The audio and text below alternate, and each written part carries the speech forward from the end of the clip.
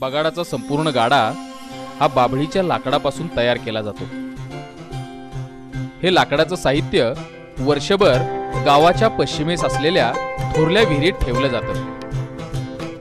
धुलीवंदनाच्या दिवशी म्हणजेच होळीच्या दुसऱ्या दिवशी ही लाकडं गावातील भोई समाजातील लोक पाण्यात बुडी देऊन काढतात।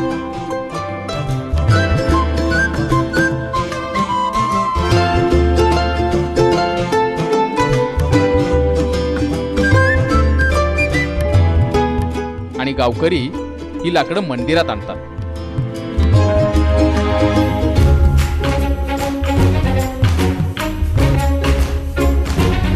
बगाडाला 2 दगडी चाक, 2 फूट रुंदीचा आणि 10 फूट लांबीचा बाभळीच्या लाकडापासून तयार केलेला बाभळीचा लाकडी कणा,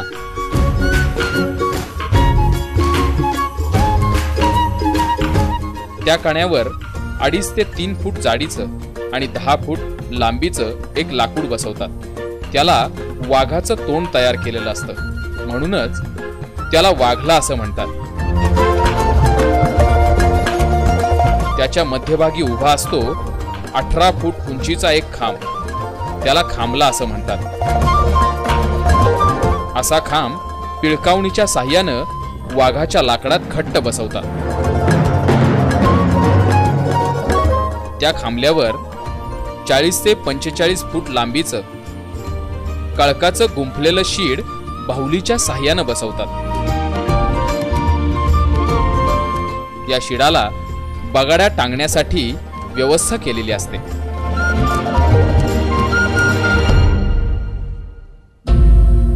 बगाडाच्या गाड्याला पुढच्या बाजूला बैल जुंपण्यासाठी जागा असते, त्याला दुर्वी असे म्हणतात। या गाड्याच्या बनावटीसाठी कुठेही लोखंडाचा वापर केला जात नाही।